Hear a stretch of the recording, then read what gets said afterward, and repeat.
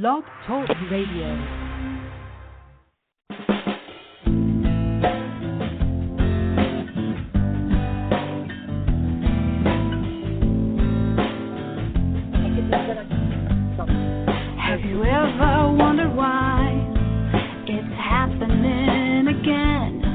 Welcome to MindShifters Radio with your co-host, the Forgiveness Doctor, Dr. Michael Ryce, and his wife, Jeanie. Michael and Jeanie share with you the wisdom of the ancient Aramaic internal process of forgiveness.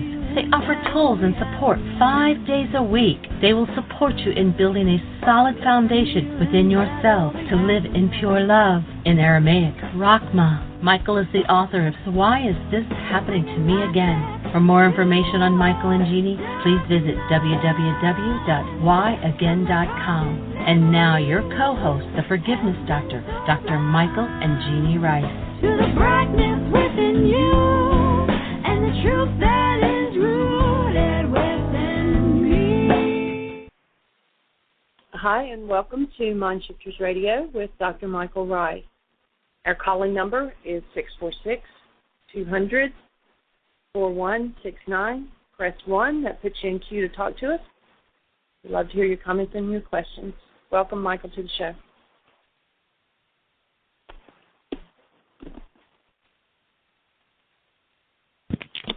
Well, thank you, sweetie.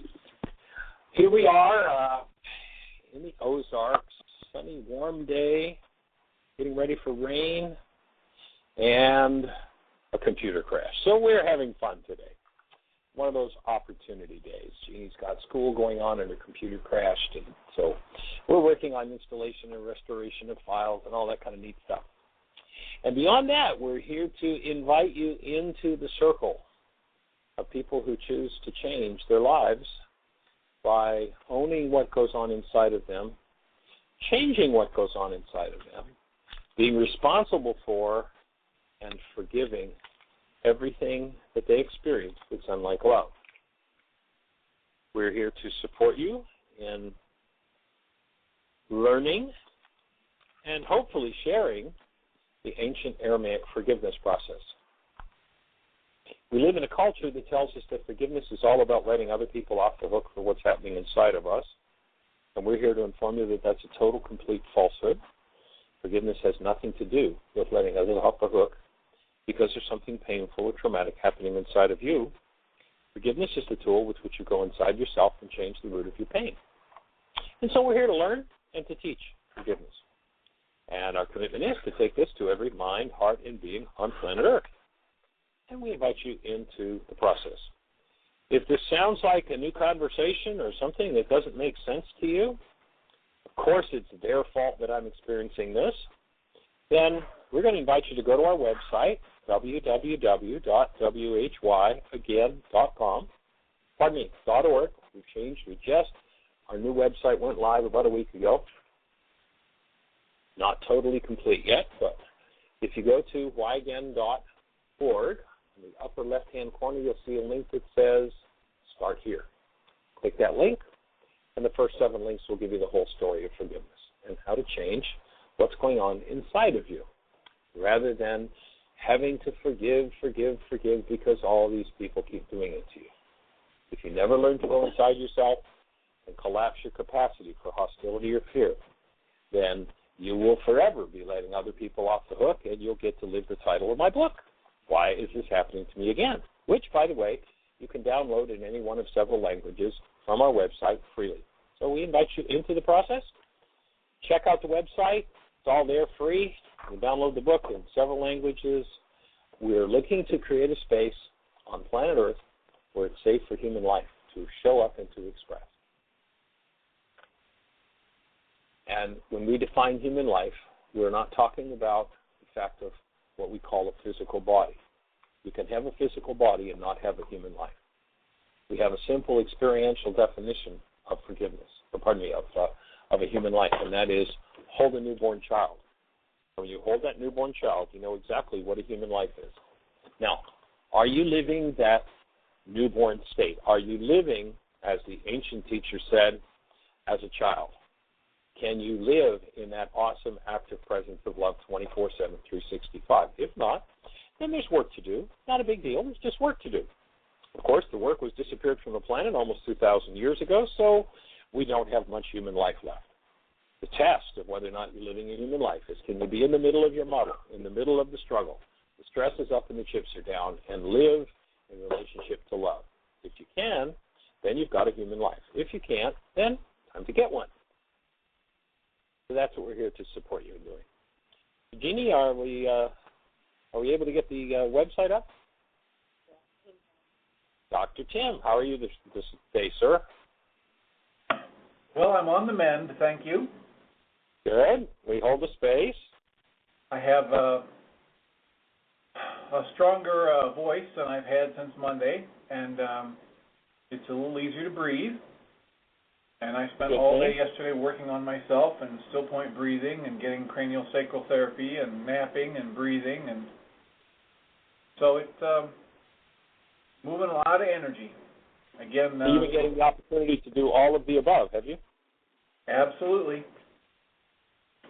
And so I'm grateful to be this far down the path of this healing crisis and looking forward to what new energy levels it has in store for me when it's lifted. Well, we absolutely hold the space and support you in that. Anything exciting to report? I've basically just been functioning at a minimal level, seeing the patients I absolutely needed to see, and then breathing and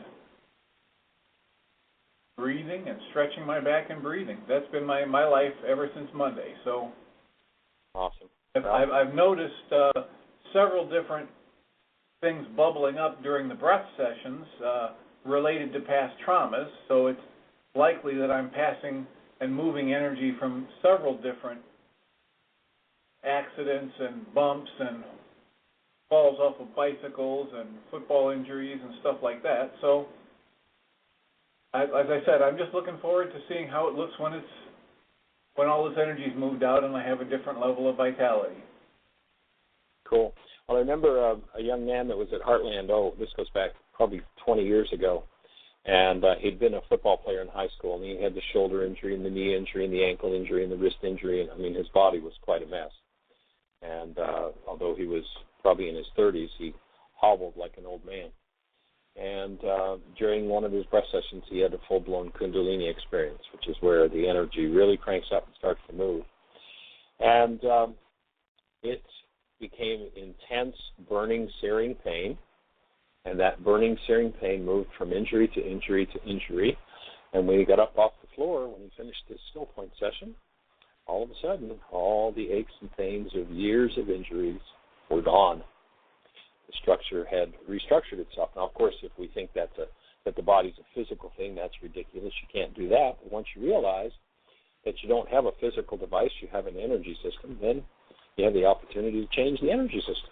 So that's what this work is all about, is changing the energy system. And the whole world is bought into a fraud that we live in a body, we're physical beings, and, you know, if we can't get it together physically, then that's where the problem is. And, of course, that's not where the problem is. That's always the last end effect, but the real cause. There's always something back of and superior to, and it sounds like you're getting to another level of what's back of and superior to some of the probably the pains and aches that you've had in your world, and you'll probably come out the other side without them, which is awesome. Well, I'm looking forward to that. There was another thing that came up yesterday in some of the work, and that was I've been looking for what's the thing I'm not willing to look at, what's the dark secret I'm holding, what's the negative energy I have to release.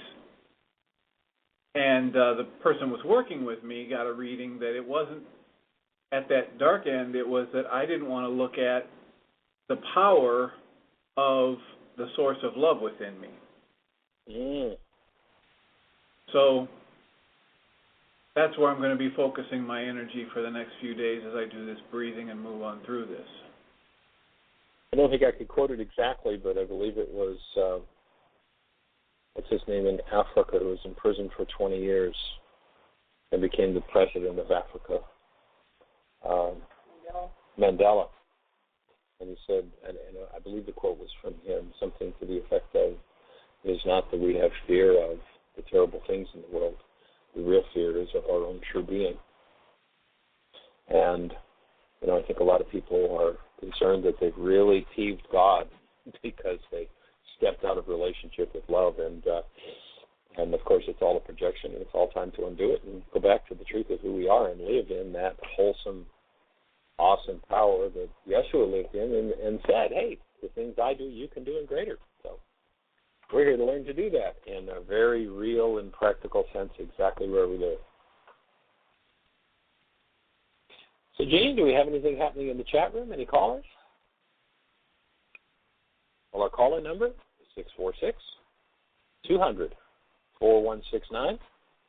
If you're on a station other than the ones that are in our chat room, you're welcome to, or in our control panel, I should say, you're welcome to call in. If you have a question for us, a thought about what it is that we're talking about, and what it is that we need to face and deal with.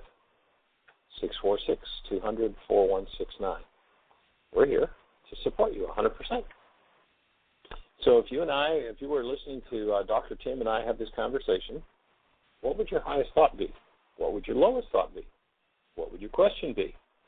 And call in, share that question with us. When you get into the control panel, if you hit 1 on your phone, that will send a little hand up that tells Jeanie that you want to talk to us. And we're here and ready to listen to your thoughts and listen to your calls. You got a caller, Jeanie? Area code 616. You're on the air. Welcome to the show. Hello, Michael, Dr. Tim. This is Bill Costantino, Grand Rapids, Hi, Michigan. young man. How are you? I'm quite wonderful in this amazing circus of life here. Let me give you just a little update. Yeah, that's what I was just going to ask. Is how are the tools fitting in your world from the intensive? Sure. Well, interesting twist. Since it's interesting because coming back immediately after getting back from the intensives, was in a pretty expanded state, and then begin to enter back into the, my usual work world, right? Of 100 balls up in the air and lots of demands and lots of challenge, and just began noticing this sort of steady anxiety building, and eventually got to a point after doing a couple of worksheets that realized what I had done had basically adopted a mantra, right, or an approach to life, which was the consolidation of my mother and father. So one of them is be perfect, do everything perfect, and the other one is keep everyone happy. So that's my. I don't know anybody who lives out of those two. That's my roadmap for living, and it's obviously impossible. But what's been going on lately is just watching the chronic stress that comes out of that kind of programming. And in the past, prior to going to the intensives, that programming would completely drive me. Now, at least, it's not completely driving me. Now it's just a source of tension and anxiety. But, I'm certainly seeing it. I'm seeing that I have it as opposed to being run around by it. So that's a step forward. But, I just wanted to comment on that shift. And it still is like a reflexive pattern. It just, it asserts itself almost automatically, certainly below a conscious level. And I experience it as stress and tension, and at least I'm able to be aware that it's happening, can name it for what it is, can take a breath, also step back from it. But that's the stage that it's in right now, is sort of a greater awareness that I have these two fundamental program lines in place that are, constantly running, just always trying to assert. So that's the update. Well, in the Laws of Living course, we refer to that part of the mind as the automatic decision system. Mm-hmm. And yes, it is absolutely automatic. You don't have to do a thing. All that has to happen is a resonance show up, and carbon-based memory has an answer for it. So this is how our generations handle this. Even though the way our generations handle it may be totally insane, that's how we do it. And even, as you've probably noticed, when you choose to do something differently, carbon-based memory sometimes wants to kick and scream on the way there. Oh yeah, it's amazing, absolutely amazing. Yeah. So it's quite a tension to be in, and basically, so what I'm doing in dealing with it, and maybe any other perspective you could offer would be good, but one is to certainly recognize simply that that's the dynamic that's happening. That those are the forces that I have inadvertently adopted, and they are at play, and continue to do worksheets about it. But just wondering if you have any other perspective, advice, or what to do in the midst of that, which seems just unending tension in terms of going through day to day and having that drive, do everything perfect, keep everyone happy, and achieve the impossible task. So any comments are welcome. Sure. If we were in the intensive, of course, I'd be turning with my marker and writing on the board all of the above, or retracing all of the above. But at this point, a mind shifter might be useful. So if you've got a pen handy, I'll offer you a mind shifter. I will have one handy in about 5 seconds. Hold on. I figured that would be something. Hold on. Okay. Palms away. Thanks. Okay. So for those who don't know what we're talking about when I say a mind shifter, it's one of the tools that we teach in our intensives. And if this mind shifter happens to fit for you, you might want to make a note of it. And basically what you do with the mind shifter is take a piece of paper, divide it down the middle. On the left-hand side of the page, write the mind shifter. And on the right-hand side, write every response that comes up in your mind to that mind shifter. So the mind shifter that I would offer, and the idea is just to do a brain dump, create a space of an hour, 2 hours, 3 hours, where you just write and let everything surface so that you see where your work is, where you're becoming conscious of that which in the past has been dissociated. So the mind shifter I'd suggest would be, it's safe and healing, and people love me for screwing up. And people love me for screwing up? Did I detect a note of what in your voice? Cool. Okay. So what's the first thing that comes up in your mind? Yeah, it's safe and healing, and people love me for screwing up. Wow. Cool. Well, that's a thought I haven't had before. Pretty insane thought, isn't it? It is, apparently to this system it is anyway. But wow. So what you want to do is just create a couple hours and write that, and then every time you screwed up and somebody didn't approve of you, that's going to resonate and start to surface that out of carbon-based memory. And that's the stuff that, that'll surface things that go back to 2 years, a year and a half of age. Right. And those memories will start to surface, sometimes not cognitively, just energetically. And as they surface, that's where you want to do all of the above. You breathe, that's where you do your worksheets, whatever work you need to do, that's where it goes. Mm-hmm. So being aware that I have the programming obviously is not enough to clear it. There's still anchors in there that are holding energy, right, that continue to be resonated. Even if I'm aware of it at a conscious level, being clear of it is more work to do. Exactly. I mean, basically, we have this multi-generational database called the body-mind unit. It literally has every thought, every feeling, every reality from every generation of your bloodline. And, I use, and you've probably heard me use the example of a computer before. We have a computer that's been in operation, in development, whether it's an IBM or a Mac, doesn't matter. Some people say it matters, but it doesn't matter. And those systems have been programmed by some of the most genius programmers ever. And you ask somebody, how many hours have you spent in front of your computer to become even halfway proficient at doing anything on it? And people will say hundreds, thousands of hours.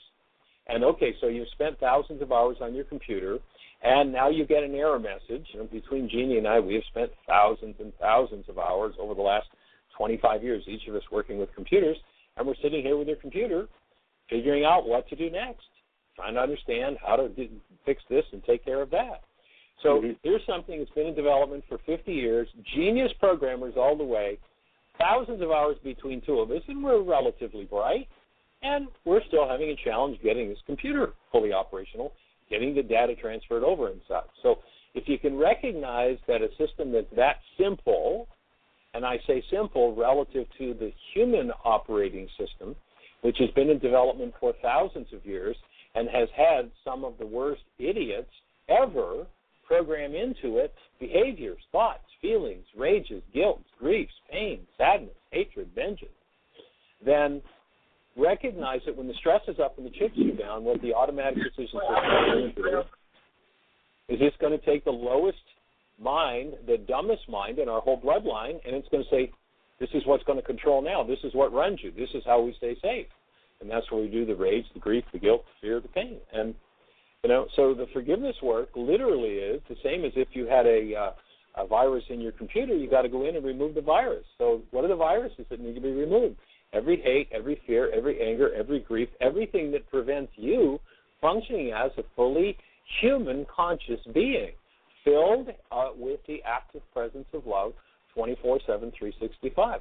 That's what's going to have to be worked out. Welcome to your work. Mm-hmm. Yeah. So the metaphor, just to carry it one step further, would be people that do computer programming, right, that actually write code. They write thousands and thousands and thousands of lines of code, and really it's almost that you have to erase every single line, and that it's a worksheet or two or more per line. But it's not just that you push the delete button, right? You have to literally go back and erase all of the faulty input. Exactly. And it has to be energetically erased. What Dr. Tim was talking about earlier, having had a relatively severe bike accident on Monday, what's he doing? He's going back through, and as he mentioned, I'm getting in touch with the bumps, the bruises, the injuries from high school, football, et cetera, going in and reviewing and renewing all of the operating systems in each of those agendas, in each of those arenas. That's the work. Mm-hmm. Yeah, wonderful. Well, great. Thank you. And I also just want to thank you for doing the radio show. It is great to be able to just plug in live, fresh, and rekindle the energy and the space that was there at Heartland. So, fabulous offering of support that you're providing for the whole community and world. So I appreciate it. Thank you very much. Well, I certainly appreciate the fact that we have the opportunity to provide these tools to people. And, one of the deficiencies in the past with our work has been we visit a city, leave, and if the support group didn't start, people were on their own, and, they wouldn't stick to it very long for the most part. And now with the radio show, the fact that anybody on the globe can tap in and go to work with it is just awesome. Yeah, that it is. All right, wonderful. Thank you both. Hello to all, Jeanie, Dr. Tim, and I'll sign off, leave room for others. Thanks for coming. All right, thank you. Quick question.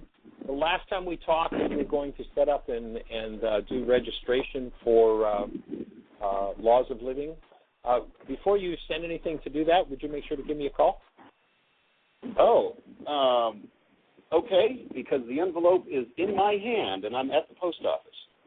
Okay. So I'll give you a call right after the show. All right, sounds good. All right, we'll be off the show in about 40 minutes or so.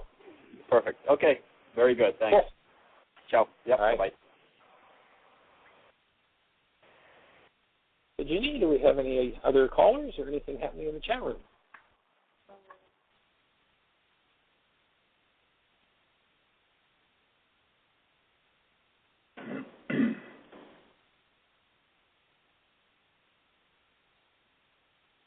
Are you there, Michael? Well, Jeanie's looking to see if we've got anything happening in the chat room.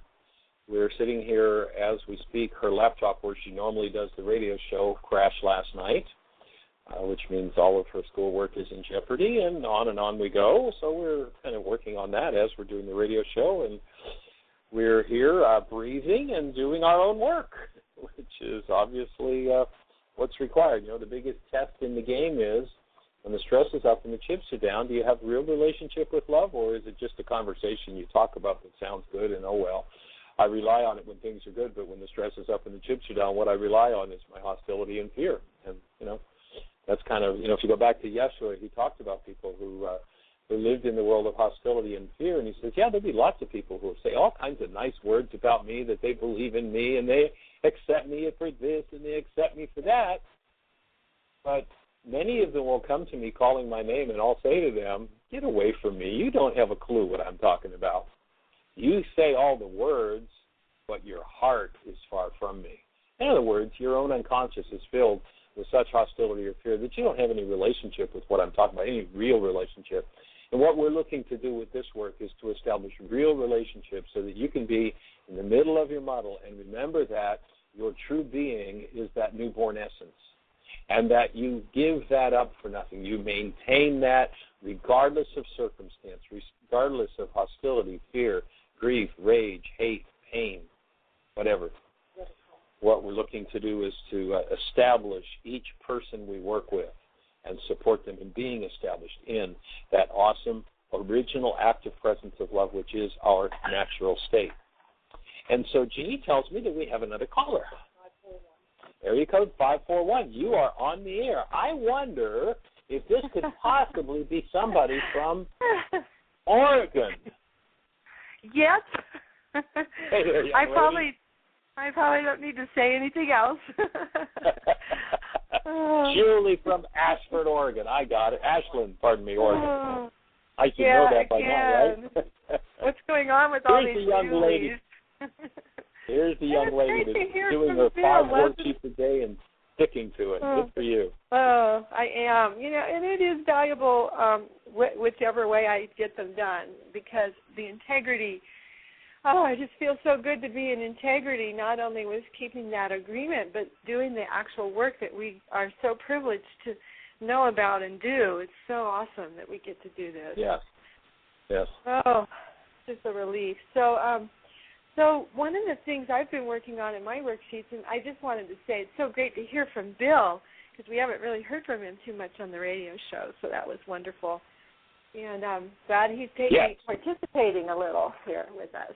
So I've been struggling a little bit here in Ashland, especially. Actually, it's a very politically, I guess you could say, conscious community, and people are always being aware of this and that, and we're not going to let them build cell towers and GMO and chemtrails and just everything. They're just aware of everything, and they're on it. However, I just have never felt like I want to be on it, because I see it as sucking me into the world again. And it took me a while to understand that. I was in the conspiracy of it, and propagating it with my own words to others and building that energy of agreement.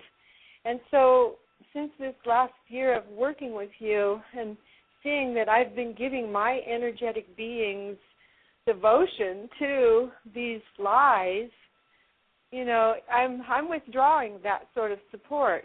And I still struggled a little with the idea that, well, is there something I can be doing or should be doing? I don't want to just be putting my head in the sand and ignoring things.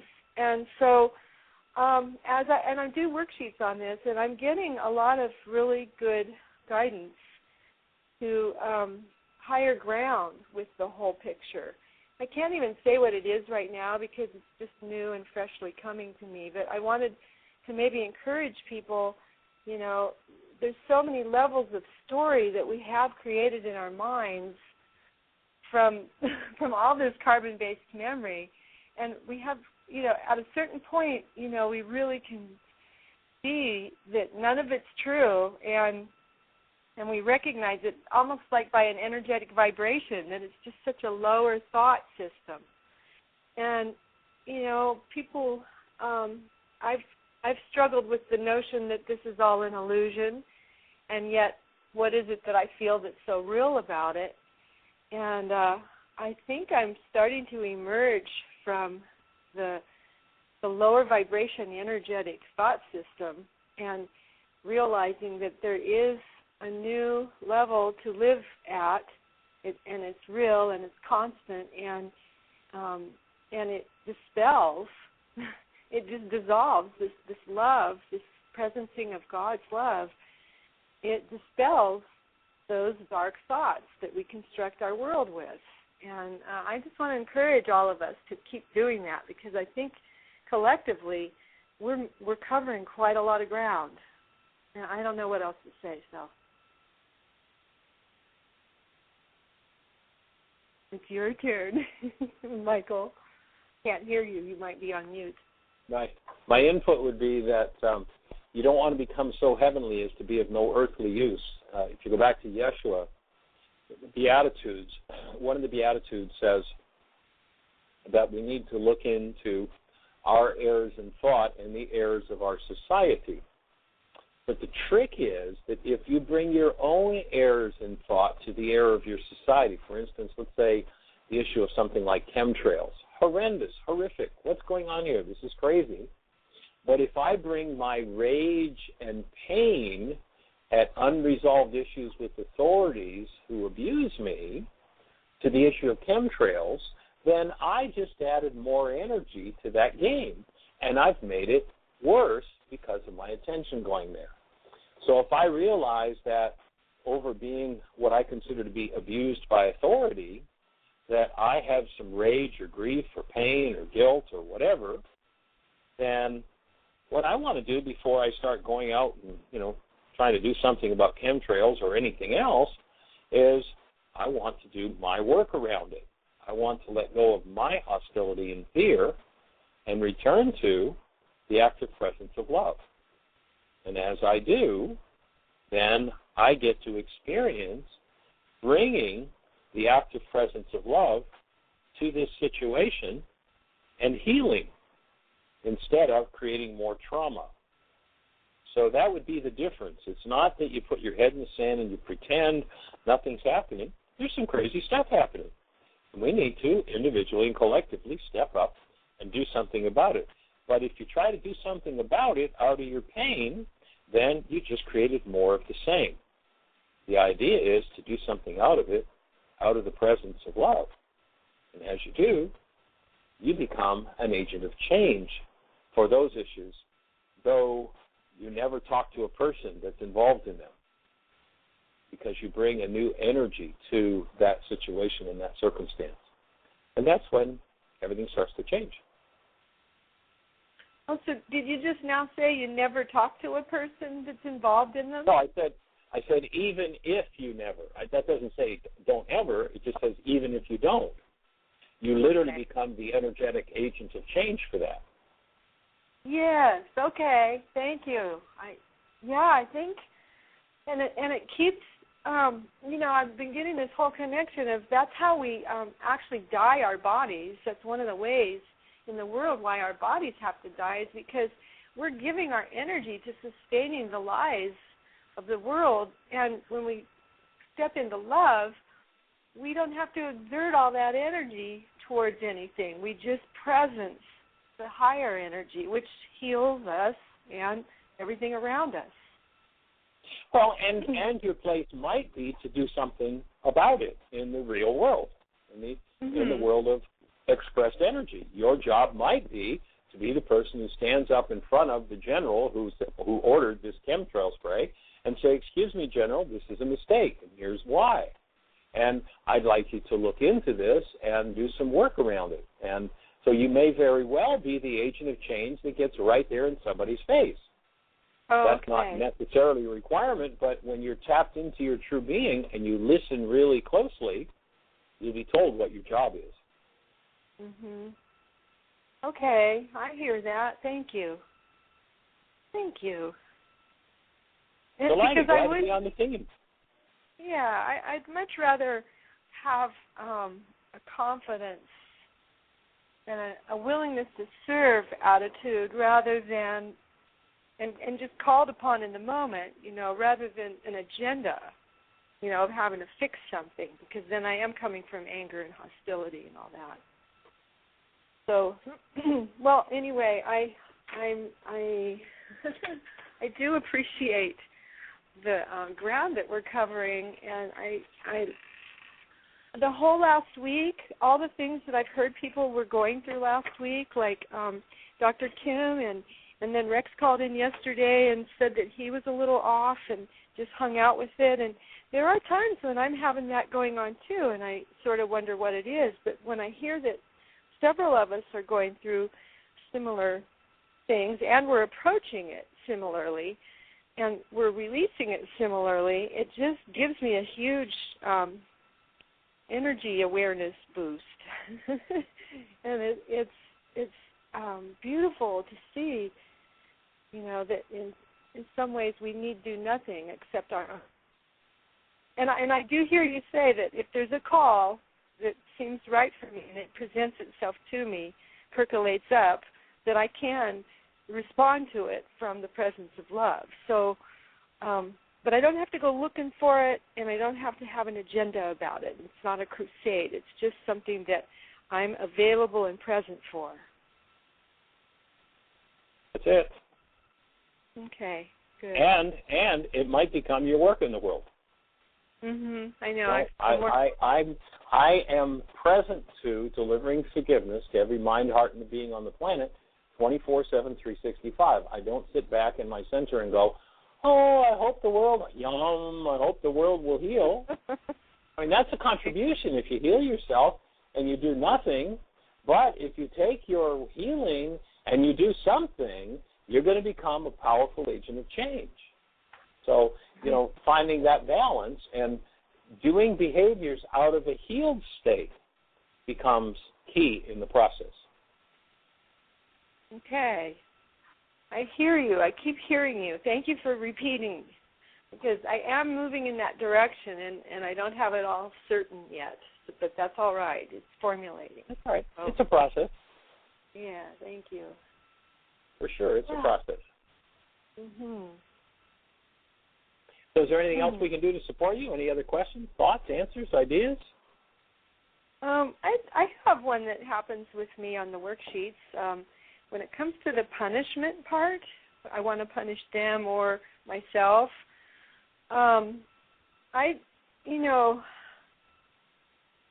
don't always feel like I'm wanting to punish. I kind of reach a point of awareness after doing enough worksheets maybe on one thing that I actually want to honor them, or I want to honor myself in some way, and I'm starting to, put in different words, energetic words that are more loving, yes, which turns out to be a valuable worksheet, but is that all, is that I'm asking you permission to change words on the worksheet, or am I denying something?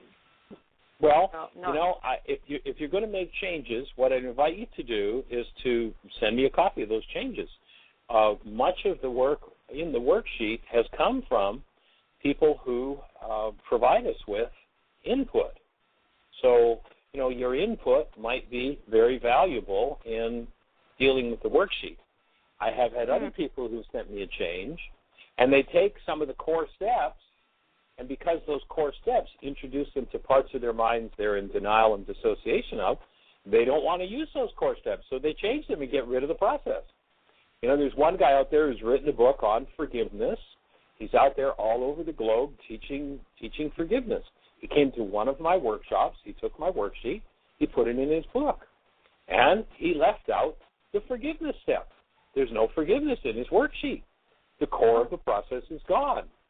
I tried to communicate that with him. There don't seem to be ears for it. But if you're doing real forgiveness work, you're going to be confronting parts of your mind that you go, I don't want to look at this and deal with this. So my input would be, if you have an intuitive or an insight into, gee, this would really work in the worksheet, please send it to me, and I'll be glad to work with you with it to explain why perhaps the step is there the way it is, or why your step in doing it, your process is better. And, hey, thank you for that, because, I'm just another person doing his work just like you are.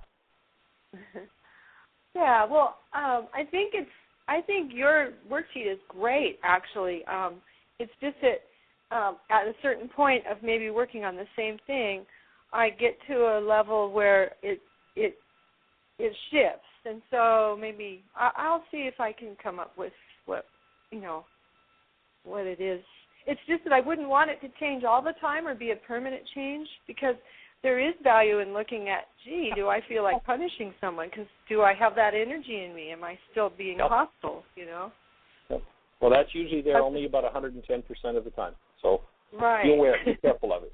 Be careful of pretending I don't have any of that, because there's a good chance. And if you have no punishment left around anything, then I want to touch the hem of your garment. Yeah. All right, well, we've got another caller, so we're going to go chat with that person. Thank you for your call. We appreciate you and bless you. Okay, thank you. All right, take care. Lots of love. Bye-bye. There's two callers in there, guys. 517. First one, 517-449. 517-449. You're on the air. Well, hi there, everyone. How's everybody doing today? We're blessed. How about you? I'm doing well. I wanted to comment. We had our support group last night, and it went well. We did it differently. We just started chatting a little bit. We had two new people that came. One from Grand Rapids from my workshop that I taught on Saturday, and then one from in the area that came to the. Without saying a name, I didn't want to be personal for that, but they live here in the area, and they came to our intensive. They were with us at the intensive, so you know who it is. Anyway, they came, and we ended up just starting talking, and I was given the format of what we, quote, normally do in our support group, and then a couple questions came out, and one person there in the group said they had they wondered about pencils and had an issue with pencils, and I said, well, what's your issue with pencils? And so we started talking, and then what we ended up doing is we ended up each of us going through issues around being 3 years old and how this pencil triggered the issue, and it sounded like it was just that I don't like pencils. And I wanted it, it's so valuable to just pay attention, to be present in the experience. And I had an idea that, we're going to watch the DVD, and we didn't do that. And I had an idea that, we'll go through the actual, sheet, which we normally do, and we didn't do that. We just did we've all conversed back and forth and did a lot of canceling and a lot of forgiving and a lot of opening up and just powerful healing. And it was guided by Ruka. It wasn't, my personality. I wasn't saying I'm listening to my language there. I don't think I was. I might have been, but my inclination is that I felt guided by just allowing it to happen, and it changed from what we have been doing. And it was very powerful. So I thought it was interesting. I wanted to share that. And also, Bill was on the program. I really love hearing his voice and hearing him speak. And we have people from Grand Rapids that would like to be coming to the support group, and they said if they had somebody to share a ride with, they would love to do that, Bill. So if you're listening in, just wanted to pass that along to you, and I'd love to have a conversation with you because there are other people that maybe it's time to start a support group in Grand Rapids. Well, maybe that's something that Bill might want to consider, yes. Might even be something Rex might want to consider. That's how it expands. I'm challenging you again, eh? You do it every chance you get, it seems, and I appreciate it. Yes. I'm not sure that's what what I'm moving toward is to be able to do it once a week here before I start moving into another city. But I did have the idea that, we may have, if we generate some more interest, we'll be able to have enough people and we can get something going. Yep. And Grand Rapids is just opening up. I'm starting to do work down there again, and so we'll see how it unfolds. Well, maybe if you're doing every other week in Lansing, maybe the opposite weeks, maybe you could start out doing that in Grand Rapids, and maybe that would support Bill in getting to the point where he feels comfortable doing it, if that's his lot in life to do. Well, I'll have to ask Bill. I'll talk with Bill about it and see what he says. Yes, cool. Definitely give that some consideration. What was the other thing? The healing process. We talked a little bit about that last night, and what Julie was just talking about as far as how when she's hearing that there are others of us that are working through similar issues. And I like to remind us all that there's only one, and we're connected in this work, and it's so powerful. I feel such a strong connection to the group that was at the intensive, both groups, but it was almost one group with additional 4 or so in the 2 different workshops. And the connection is so strong. I know when Dr. Tim was going through all his stuff and I was going through my stuff, I really felt and feel connected, and we're really supporting each other individually and collectively. So I wanted to acknowledge that as well. And the other piece, Michael, is when you said it a number of times, and it's so very, very, very important. Quite often what we think by doing our inner work first is that, well, we do our inner work first and we don't have an issue, so we don't have to act. And it's absolutely the opposite. It isn't about having to do anything, but it's about being inspired to take action if we're being inspired. But as long as we're caught in our carbon-based memory, we can't even recognize the inspiration. So I just wanted to reiterate with this. And all it can take is a thought from, a power person when we were 3 years of age that said, well, you'll never amount to anything or be able to do anything. And that can disguise itself as, oh, well, I'm not supposed to take action here. That would be a mistake. And my mind can hallucinate and, fabricate all kinds of reasons to justify, well, I'm not good enough. I'm not supposed to be doing this. And that's all just carbon-based memory just running its number, and it's time for us to put an end to the carbon-based memory number and get on with the all-powerful work. What Dr. Tim was mentioning is that he's getting in touch with. One of the things that he's been needing to deal with is the willingness to really look at who he is and his power. And there's a requirement for action in that. There is a very definitive, you go back to the ancient physics language Aramaic where they said, to whom little is given, little is expected. To whom much is given, much is expected. It's time to get off our duffs and do something, for sure. That's a blessing and a truth, for sure. No doubt. I had one other, it was kind of a question, and I wondered, I'd like to get your input on it. The part about when we're going through our healing process, and boy, you know what? This must be a big one for me because I just shined it.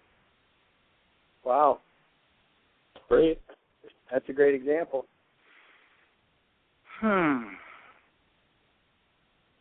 I've started to notice some symptoms that I was experiencing 2-3 months ago, and it's very intriguing. I'm going to ask you this. This is what's coming to my mind right now. This time that I fell and I jarred my spine really intensely that I was just describing the other day, right. Might even have been yesterday or Tuesday. Yesterday. But, yeah, that fall really jarred my brain and my whole spinal column. I could feel it because, remember, I mentioned I was dizzy and I was right.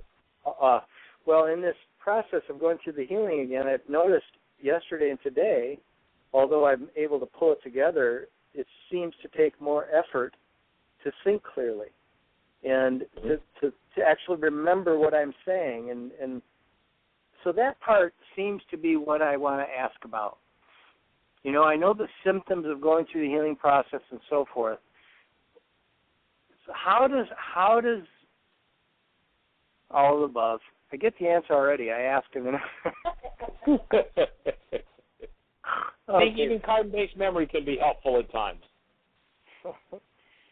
So the idea of healing or changing those realities, forgiving, in me, what this whole part of my mental, I'll call it the mental process, that I have had in the past, and I've talked with you this privately, but I'm going to open it up, that I've had difficulty remembering things at times. I talked to you about that, and how that, it started years ago, and then it gradually started taking on symptoms of almost like I couldn't even really hold thought. So I started doing some nutritional supplements and started doing some different things, and I wasn't able to hold my thought, my train of thought. And that's kind of what I'm experiencing surfacing again. So I would love to. So if you've come to a new level of vitality, and that was an issue that you've kind of gotten past, then what you're doing is you're now digging up and going back through that healing process of undoing those energies. And you may find yourself moving into brain fog as you detox that.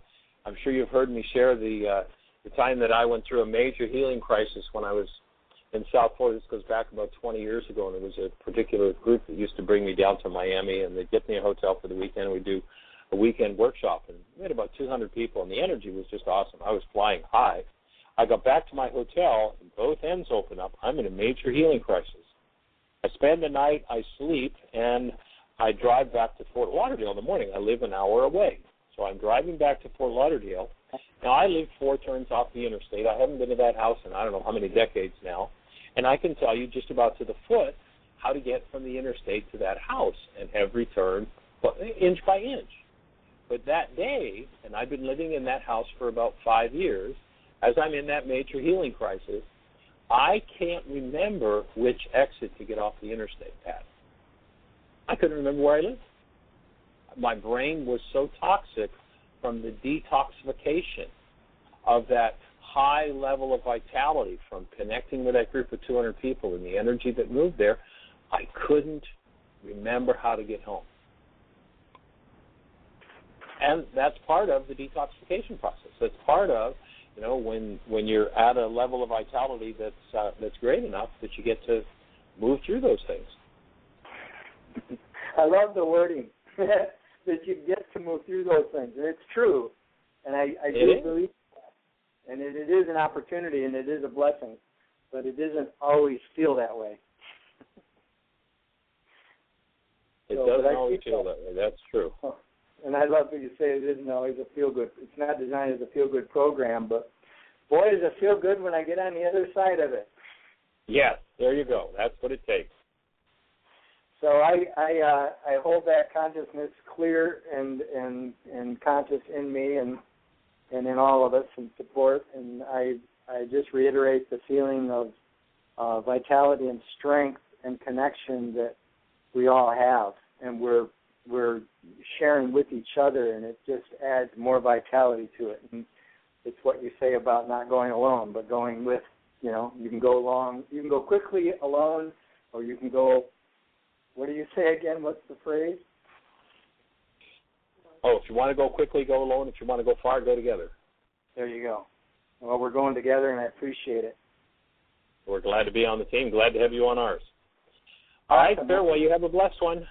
And okay, we'll be in touch. All right, take care. Bye-bye. So we've got 517-282. You're on the air. Welcome to the show. Who are we talking to? Where are you calling from?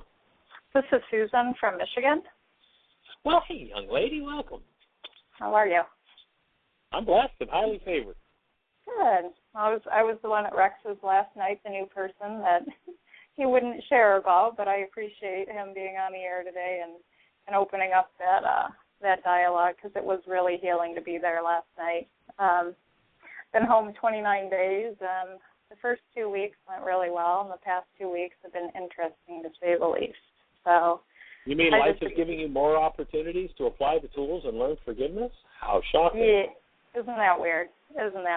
But, and me, reverting back to some of my old tendencies of hiding and not reaching out for any type of connection has really exacerbated things quite a bit. So I really appreciate the insight that Rex gave me last night about the tremendous healing that went on at Heartland and how things were just cracked open, and now the real healing work begins. That's scary there. It really did. And about 2 weeks ago, I left for vacation. I went away for a week with my family up to Sleeping Bear Dunes, and I brought my work with me. But I decided before I even left that I was going to take a vacation from my work because I felt I had made some great progress and I needed a break. Vacation went fine when I was gone.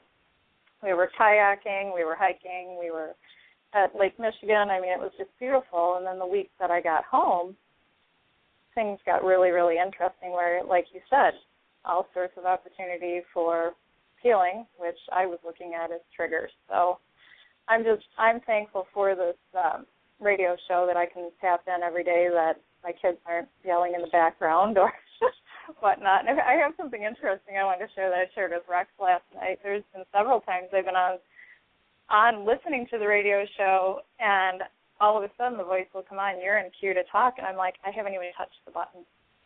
I haven't even. You want to know what I've done? Tell me. Hung up and called back in because I was too afraid to talk. And I thought, wow. Yeah. So I'm thankful that I actually consciously pushed the button today and I'm talking. So there's one step for me.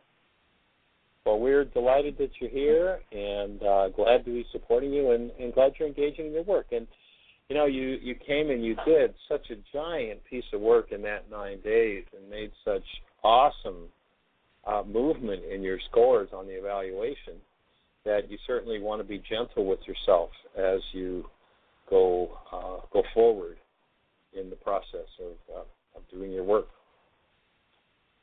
And that's one thing that I noticed I wasn't doing. I went back to my old pattern of beating myself up for not doing the work. You know, I was on vacation. I gave myself permission not to do it, but then the week that I came back that I didn't get back into it was just a week of me just mentally beating myself up, you know, that I wasn't good enough, and I'd lost all my skills on this work. And so I got up yesterday morning and I did 2 worksheets before I did anything else. Did the same thing this morning, and it's amazing the shift in my energy and just the way I feel. I feel as if life is coming back into me, as opposed to the past week prior to that, where any little thing that triggered me, I would either go eat something or crawl into bed. And I'm like, oh, this was really, really, really fast, how quickly you can shift out of this work. Yes, it can happen very quickly. So I'm happy that Rex has the support group and that I was able to go last night. I was able to go, and it was like a mini heartland. It was very, very nice, all the sharing, and I felt completely safe there to share whatever was on my mind. I had an interesting thing happen where I started to sneeze uncontrollably in his basement, and Rex acknowledged it. And I asked him, I said, have you had a cat down here? Because I'm allergic to cats. And he said, no, I haven't had a cat down here. I said, well, maybe it's hay fever. And then I remembered being at Heartland and having the same thing happen. One morning I got up and I just started sneezing uncontrollably, and it was when I got to a point in the workshops where I just wasn't understanding. I wasn't comprehending, and my body was reacting by sneezing uncontrollably, so I didn't have to be present. And I recognized that last night, and once I recognized it, it went away. The sneezing stopped. It was pretty profound. So it's been something allergies have been an issue for me for years, and it makes me really, really look at the real reason behind it, of me. You get to look inside. Well, we're down to about 10 seconds, so I'm going to have to close the show up, but I would love to carry on with this conversation. If there's some more support we can be, maybe the opening of the show tomorrow, you can give a call in. Other than that, we'll just invite everybody to have the best year yet of your eternal life. Bring a stranger to the show tomorrow. Thanks for being with us. Blessings. Bye-bye. Thank you for listening to MindShifters Radio with the Forgiveness Doctor, Dr. Michael Ryce, and his wife, Jeanie, who present that internal Aramaic process of forgiveness. Michael and Jeanie are here every Monday through Friday on Earth Angels Radio. For more on Michael and Jeanie, please visit www.whyagain.com. That's www.whyagain.com.